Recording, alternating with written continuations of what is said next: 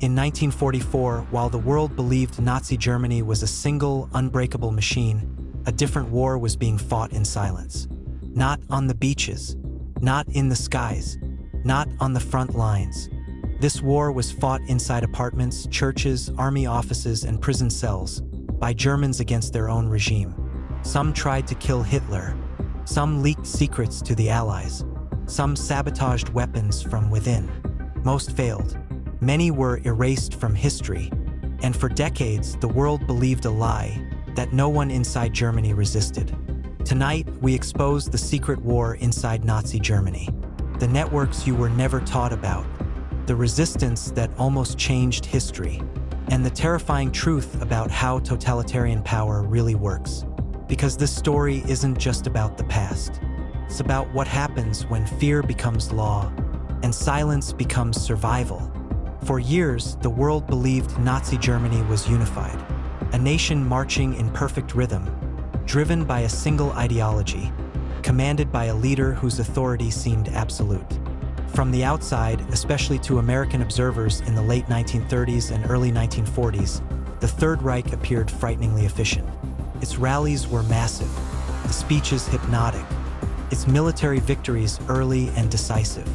Everything about Nazi Germany suggested discipline, loyalty, and total control. That image was not entirely false, but it was deeply misleading.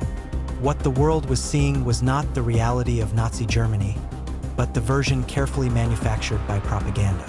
Behind the banners, behind the parades, behind the loudspeakers and the staged enthusiasm, the Third Reich was a system riddled with distrust, internal rivalry, fear, and silent resistance.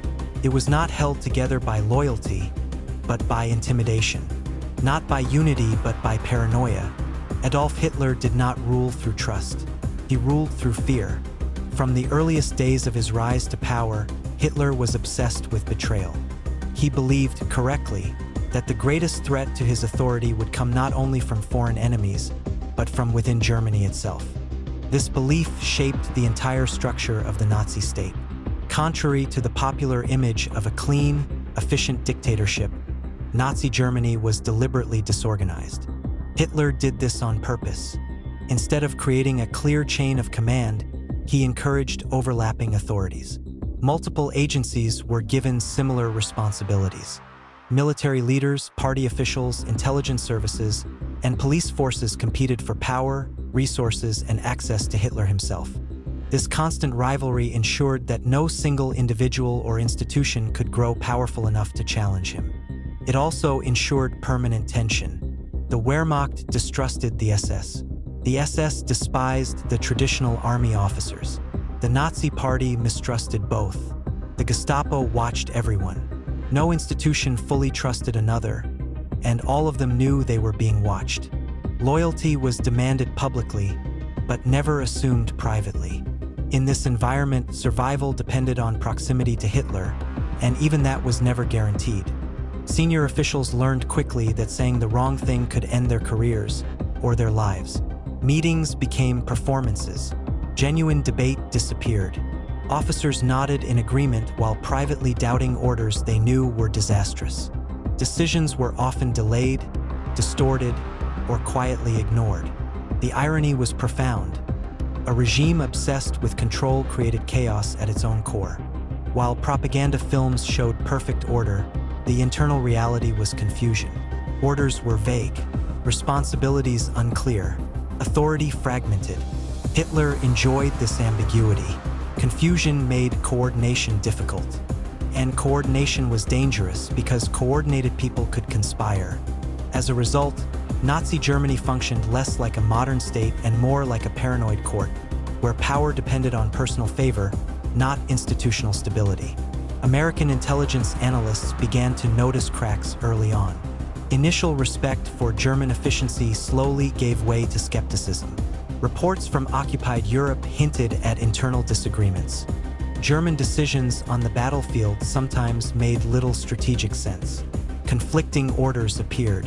Opportunities were missed. Something was wrong. Behind closed doors, fear ruled German society as well. Civilians were encouraged to spy on one another. Children were taught to report their parents. Neighbors became potential informants. Trust, once broken, was nearly impossible to rebuild. The regime believed that a society without trust was easier to control. But this strategy had consequences. Millions of Germans learned to live double lives. Public loyalty became a performance. Private thoughts were hidden. Silence became a survival skill. Support for the regime often meant nothing more than self-preservation. This silence was not unity. It was pressure. And pressure creates fractures. By the early years of the war, Hitler was already surrounded by men who feared him, resented him, or no longer believed in him. Some obeyed out of ambition, others out of cowardice, a few out of ideological conviction, very few out of genuine loyalty. The myth of Nazi unity was already collapsing, long before the Allies set foot on European soil. Before Stalingrad, before Normandy, before Berlin burned, Germany was already fighting itself. A quiet war, a hidden war, a war without front lines or headlines. And it would only grow more dangerous.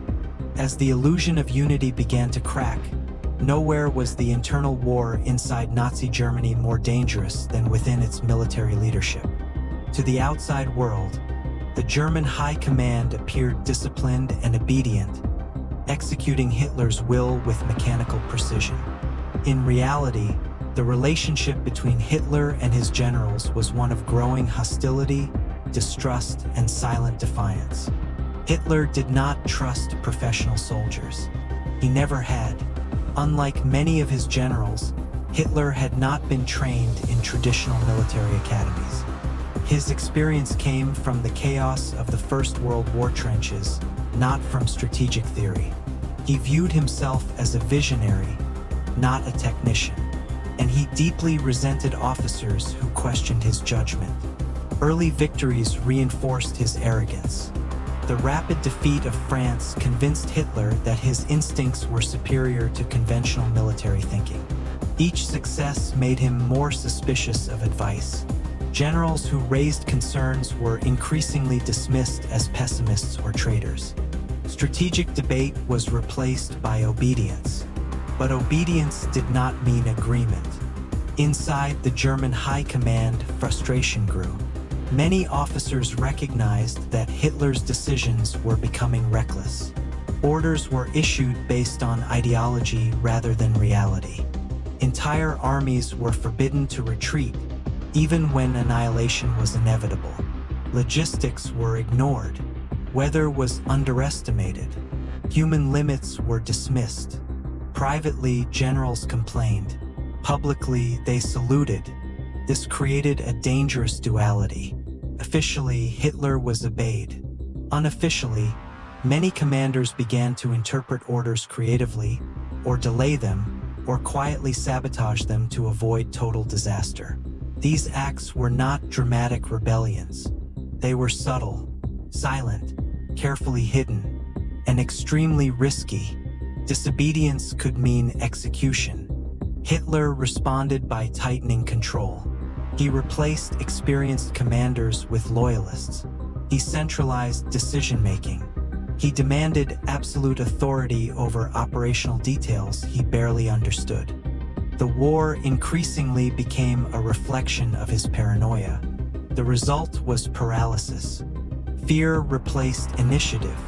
Generals stopped offering honest assessments. Bad news was filtered or softened. Reality became distorted as it moved upward.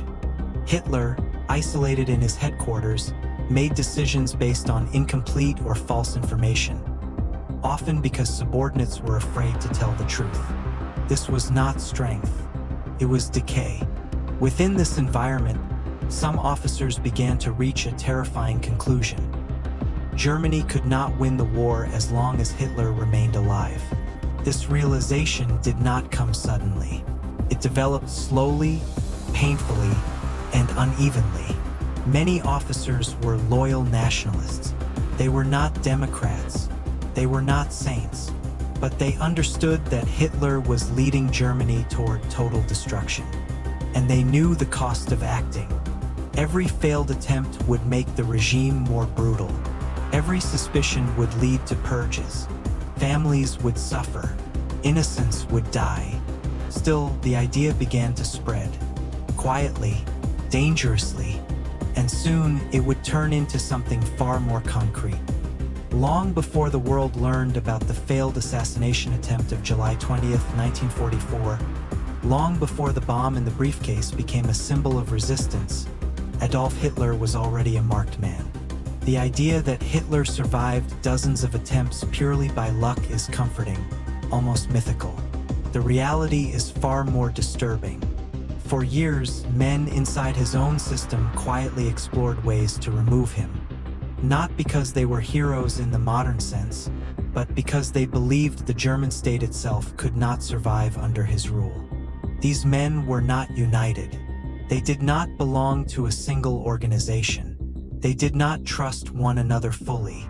Some were driven by moral outrage, others by military realism, some by patriotism, others by sheer desperation. What connected them was not ideology, but fear of what Germany was becoming, and fear of what Hitler would ultimately destroy. The first thing that must be understood is how extraordinarily difficult it was to even imagine killing Hitler. The Nazi system was designed to make such a thought lethal. Hitler's movements were unpredictable. His security was obsessive. His schedule changed without notice. Locations were cleared long in advance, but routes were altered at the last moment. Even his own inner circle rarely knew his plans until minutes before they happened. Hitler trusted no one completely, and yet, paradoxically, he relied heavily on routine and symbolism. He appeared in familiar places. He attended the same meetings. He walked the same paths during inspections. These habits created opportunity, but opportunity came with enormous risk. Inside the officer corps, the earliest conspirators understood something crucial. Killing Hitler was not enough. The regime would not collapse automatically. The SS would retaliate. Civil war was a real possibility. Any attempt had to be followed immediately by a seizure of power. Orders had to be issued, communications secured, loyalist forces neutralized. This complexity paralyzed action. The men who considered assassination were trapped in a moral and strategic nightmare. Act too early and fail, and Germany would descend into terror. Wait too long, and millions more would die in a war already lost. By the late 1930s, some officers had already reached the conclusion that Hitler's aggressive foreign policy would lead to catastrophe. The planned invasion of Czechoslovakia alarmed senior military leaders who knew Germany was not ready for a major war. In secret meetings, several generals discussed removing Hitler to prevent a conflict they believed Germany could not win. These early plots never reached execution, not because the conspirators lacked resolve, but because circumstances kept shifting. Diplomatic victories emboldened Hitler. Military successes silenced critics. Each triumph made opposition seem premature, even treasonous. Success was Hitler's greatest shield. As long as Germany appeared to be winning, resistance inside the system remained fragmented and hesitant. Officers who doubted Hitler's judgment feared being isolated. Others hoped the war would remain limited. Some believed they could restrain Hitler from within. They were wrong. As the war expanded, and especially after the invasion of the Soviet Union, reality became impossible to ignore. Casualties mounted. Logistics collapsed. Orders became increasingly irrational. Entire armies were sacrificed for symbolic objectives. Retreats were forbidden. Soldiers were ordered to fight to the last man for positions with no strategic value. This was the moment when internal opposition hardened. By 1942 and 1943, a growing number of officers no longer believed that Hitler was merely misguided. They believed he was actively destroying Germany, and they understood that obedience had become complicity. Still, assassination was not a simple solution. Many officers had sworn personal loyalty to Hitler. Breaking that oath was not taken lightly. Even those who despised him struggled with the psychological weight of betrayal. Killing a head of state, even a dictator, was not a decision made in abstraction. It meant accepting guilt, consequences, and almost certain death. Fear was constant, not just fear of failure, but fear of success. What would follow Hitler's death? Would Germany fracture? Would the Allies negotiate? Or would chaos consume everything? Some conspirators hesitated not because they loved Hitler, but because they feared the unknown more than the familiar horror. Others did not hesitate, but lacked opportunity. Several assassination plans were quietly prepared and abandoned. Poison was discussed and dismissed. Firearms were considered but deemed impractical. Explosives offered the best chance, but access to Hitler's immediate vicinity was rare and dangerous. Each failed attempt increased paranoia. Security tightened. Suspicion spread. The Gestapo intensified surveillance within the officer corps. Informants multiplied. A single careless word could destroy an entire network.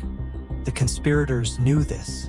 They lived under constant tension. They trusted only a handful of men. Even close friends were kept in the dark. Secrecy was absolute. And yet, despite all this, they continued.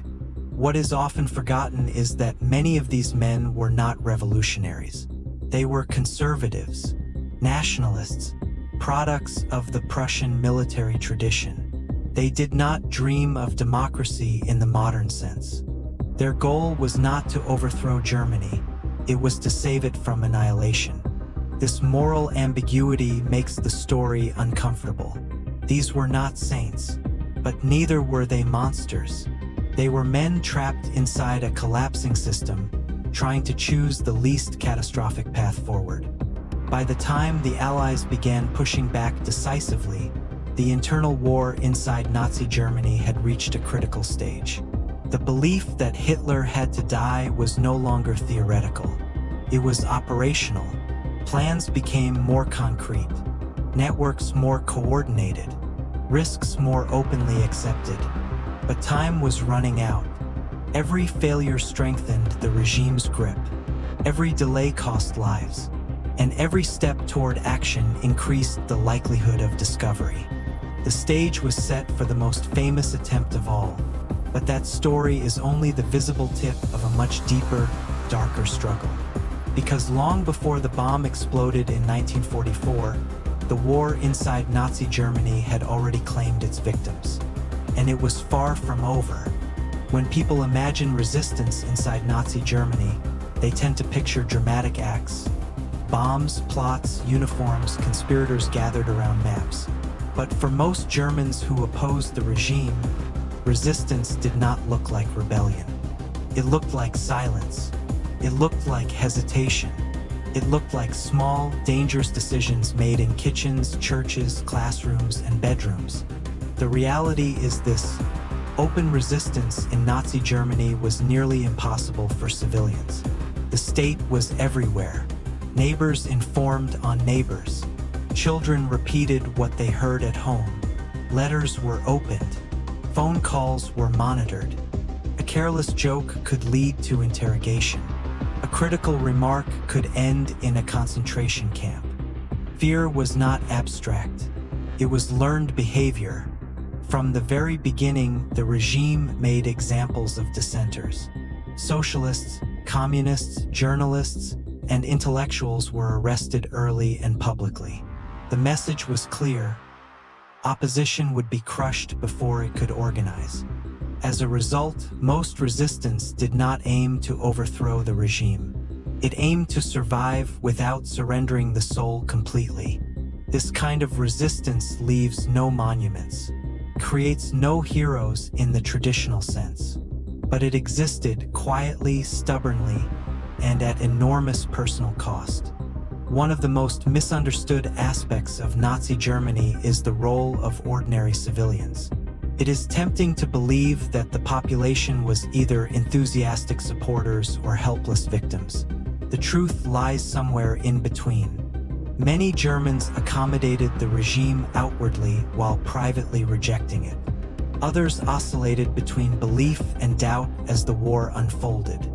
Some resisted by refusing to join Nazi organizations. Others listened secretly to foreign radio broadcasts, risking imprisonment simply to hear another version of reality. Some hid Jews, deserters, or forced laborers, acts that carried the death penalty. These were not organized movements.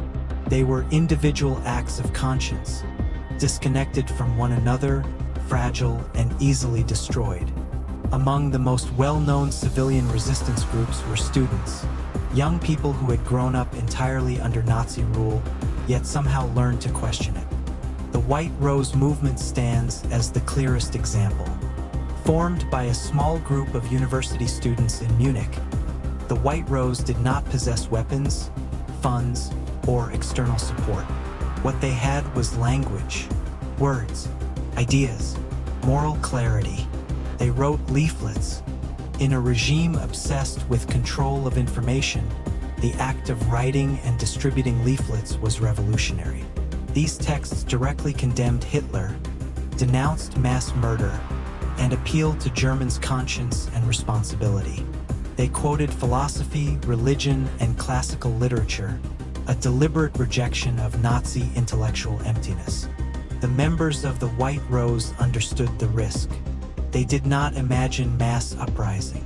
They hoped to plant doubt, to disrupt the illusion of unanimity, to remind readers that opposition existed. For a brief moment, their words circulated through universities and cities. Then they were caught. Their trial was swift. The verdict was predetermined. Execution followed almost immediately. The regime did not want martyrs. It wanted erasure, but something survived. Their leaflets were later smuggled out of Germany, reproduced by the Allies, and dropped back over German cities by the thousands. What began as a whisper became an echo. The White Rose did not change the course of the war, but they shattered the myth that German youth was fully indoctrinated. Another form of resistance emerged from religious communities. Churches occupied an uneasy position under the Nazi state. While some clergy collaborated or remained silent, others recognized early on that Nazi ideology was fundamentally incompatible with Christian doctrine. The conflict was not merely political, it was moral. Pastors and priests who spoke out faced surveillance, harassment, and arrest. Sermons were monitored. Religious education was restricted. Church youth groups were dissolved or absorbed into Nazi organizations. Some clergy resisted openly. Others did so quietly, protecting parishioners, falsifying documents, offering spiritual refuge. One of the most dangerous acts of resistance was helping Jews. This assistance rarely involved dramatic rescues. It meant hiding someone for a night, providing food, delivering a message, supplying false papers. Each small act created a chain of risk. One mistake could doom not only the helper, but entire families. Those who did this knew they were alone. There was no underground railroad, no central coordination, only trust, intuition, and desperation. Most Germans did not resist in this way. That fact must be acknowledged. Fear, conformity, and survival shaped behavior. But the existence of these acts proves something crucial. Knowledge did not always lead to complicity. Some knew and still chose to act. There were also workers who resisted in factories. Sabotage occurred, though rarely on a scale that could alter production significantly. Tools were damaged. Parts were subtly misaligned. Work slowed. Errors multiplied. These acts were difficult to prove and easy to punish. Sabotage trials often ended in execution. Even silence could be resistance.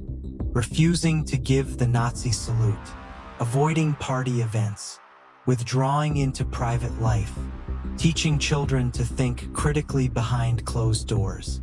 These actions seem insignificant until one understands the environment in which they occurred. In Nazi Germany, conformity was enforced not only by law, but by social pressure. To stand apart was to invite suspicion, and yet some did. As the war turned against Germany, civilian resistance did not expand dramatically, but it deepened. Disillusionment spread. Faith in victory collapsed. Official propaganda rang hollow against lived reality. Still, most Germans did not revolt. This is not a failure of courage alone.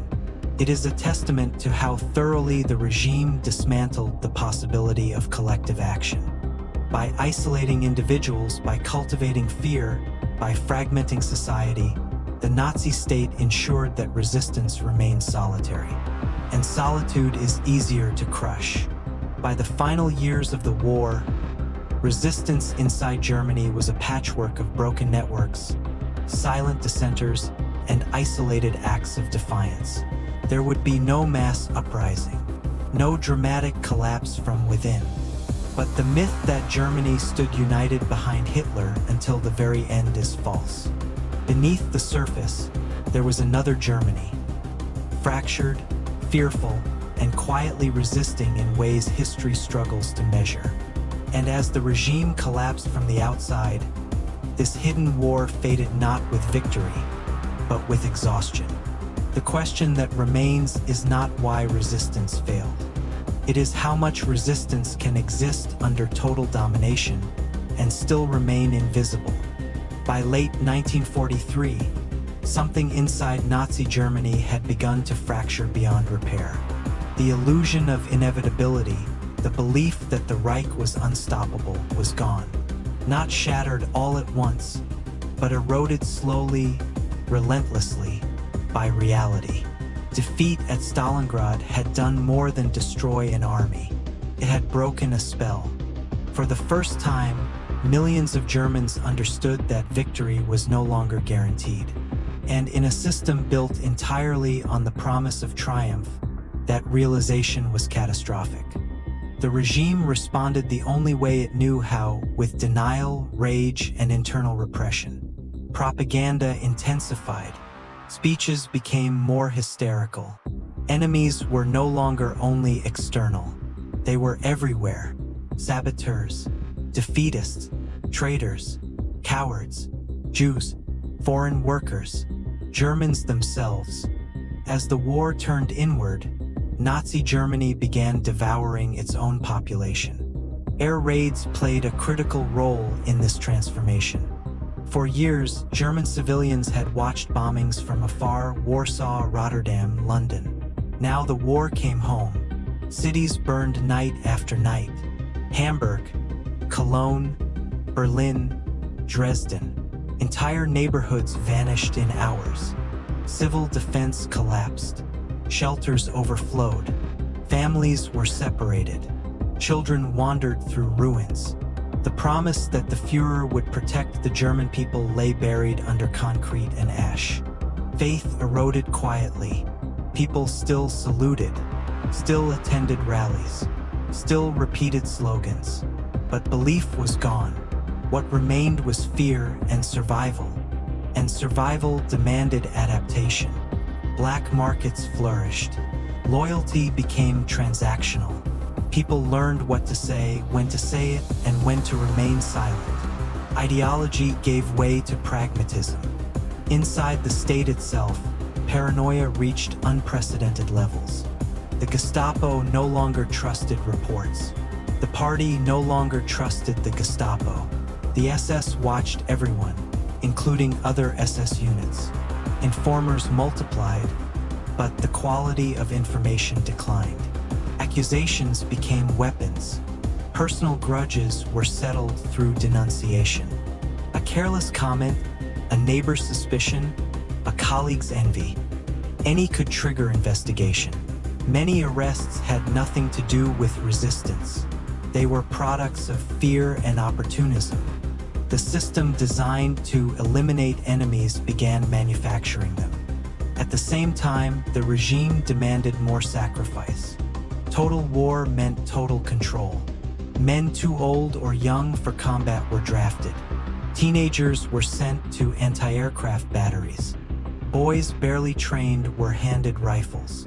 Girls were mobilized into labor and nursing roles under constant bombardment. The myth of the invincible German soldier collapsed alongside the cities. As casualties mounted, grief became universal. Almost every family lost someone. The front was no longer distant. It was personal. And with grief came anger, not always directed outward. Privately, many Germans began asking forbidden questions. Why was this war necessary? Why had Germany made so many enemies? Why were cities destroyed while leaders remained protected? Why was surrender unthinkable? These questions could not be voiced publicly, but they spread in whispers, in glances, in silence. Inside the military, loyalty fractured further. Officers who had once believed in Hitler now saw only ruin. The oath remained binding, but conviction was gone. Some withdrew into duty without belief. Others began to consider the unthinkable, removing the Führer. Plots multiplied, not only the famous ones, but dozens of smaller, fragmented conspiracies. Many never progressed beyond conversation. Fear of betrayal paralyzed action. Trust was impossible in a state built on surveillance. The July 20th plot was not an isolated event. It was the visible peak of a much larger, submerged despair. When it failed, the consequences were apocalyptic. The regime unleashed vengeance not only on conspirators, but on anyone remotely connected: family members, colleagues, distant acquaintances. Trials became spectacles of humiliation. Executions were filmed. Loyalty was demanded through terror. The message was unmistakable. Germany would go down with Hitler, whether its people wanted it or not. From that moment forward, the internal war became absolute. Deserters were hunted relentlessly. Public hangings increased. Signs reading, "I am a traitor," were placed on corpses. Fear was no longer hidden, it was weaponized. And yet, even then, the regime could not fully control reality. As Allied forces advanced from west and east, civilians encountered foreign soldiers not as propaganda monsters, but as human beings. Myths collapsed upon contact. In the east, fear was justified, violence, revenge, and chaos followed the Red Army's advance. In the west, experiences varied. Some Germans were shocked by the restraint of American and British troops. Others clung to propaganda until the end. But the psychological wall was breached. The final months were defined by collapse without clarity. Infrastructure failed. Communication broke down. Orders contradicted one another. Local officials made independent decisions, sometimes humane, sometimes brutal. The Reich no longer functioned as a coherent state. It functioned as fragments held together by terror and inertia. Civilians fled blindly. Columns of refugees clogged roads. Soldiers deserted and blended into crowds. The distinction between front and home vanished completely. And still, the regime insisted on fighting. Hitler's final orders were detached from reality. Cities were to be destroyed rather than surrendered. Infrastructure was to be burned. Germany itself was to be sacrificed. This was not strategy. It was annihilation. In those final days, resistance took its last forms. Some local commanders surrendered against orders. Some officials refused to carry out destruction. Some civilians protected prisoners or prevented executions. These acts did not change the outcome, but they mattered. They revealed that even at the very end, the Nazi state could not fully extinguish moral choice. When the war ended, Germany did not experience liberation in the celebratory sense. It experienced collapse. There was no victory, no unity, only silence, ruin, and reckoning. And beneath the rubble lay an uncomfortable truth. The most destructive war Germany ever fought was not only against the world, but within itself. When the war ended in Europe in May of 1945, Germany did not awaken to freedom. It awoke to ruins. Cities lay flattened, roads were broken, factories silent. Entire regions existed without electricity, food distribution, or governance. Millions of displaced people wandered without direction. Former soldiers, forced laborers, refugees, survivors of camps, and civilians who had lost everything. The Nazi state did not collapse with a single moment. It dissolved. And in that dissolution, a deeper conflict emerged, not between nations, but within memory itself. For the first time in 12 years, Germans were forced to confront reality without propaganda. There were no speeches, no banners, no Führer, only silence. And in that silence, the hidden war inside Germany resurfaced, not as heroism, but as unresolved contradiction. Who had resisted? Who had complied? Who had benefited? And who claimed innocence? These questions had no easy answers. In the immediate aftermath, survival came first. People searched for food, for family members, for shelter.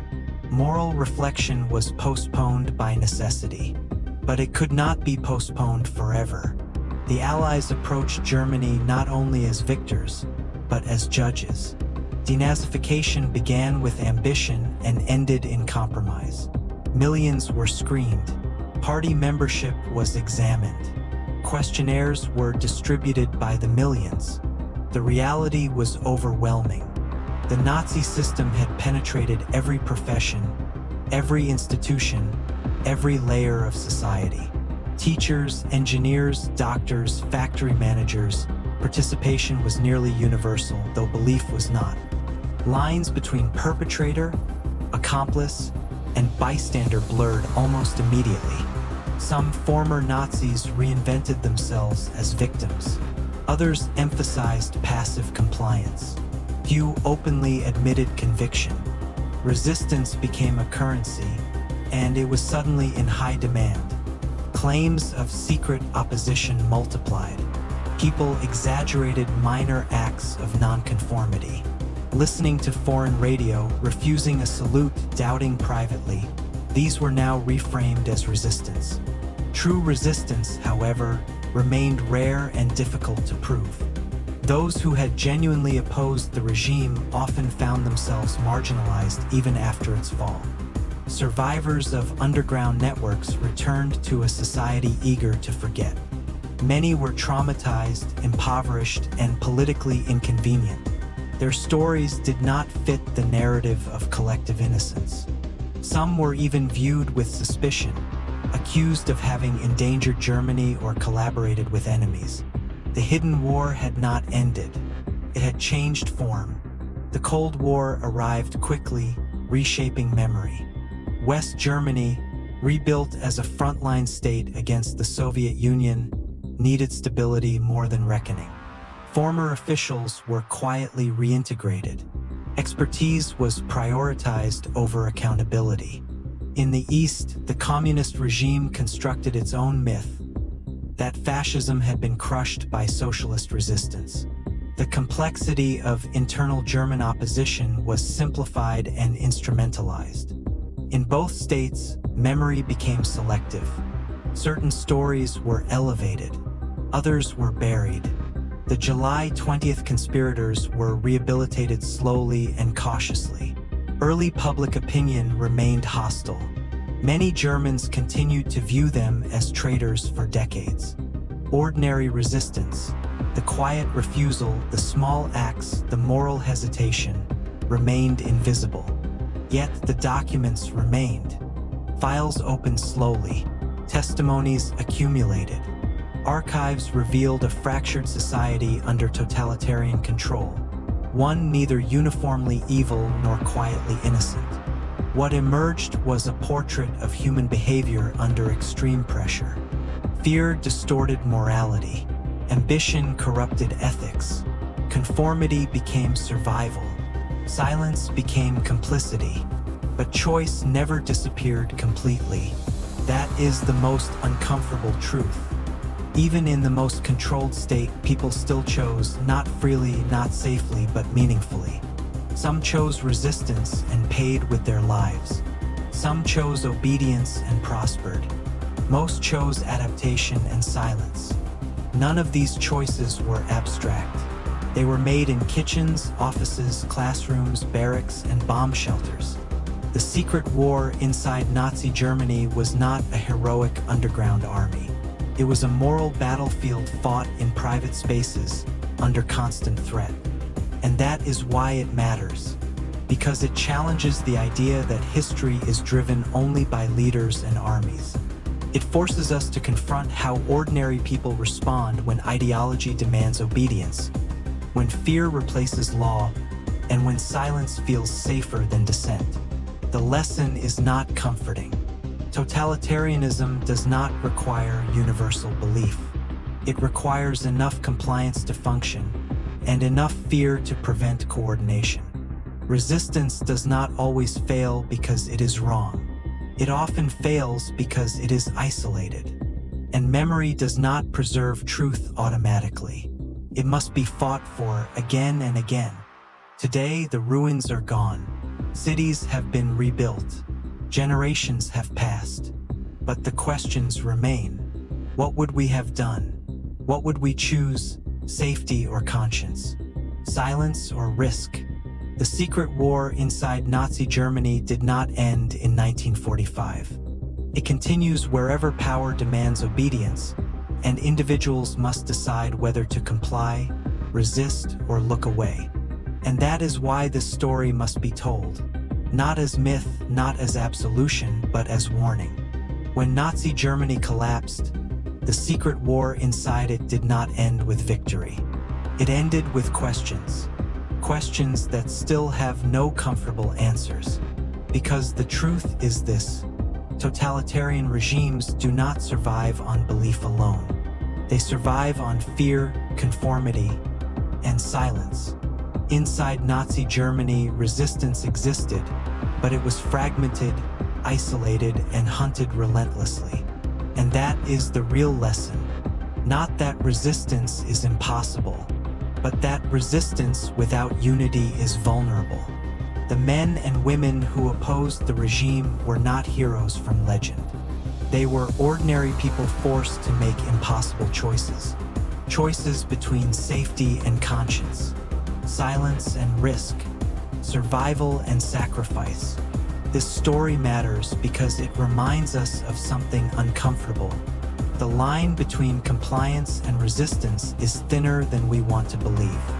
And history is not decided only by leaders and armies, but by millions of small decisions made in fear every single day.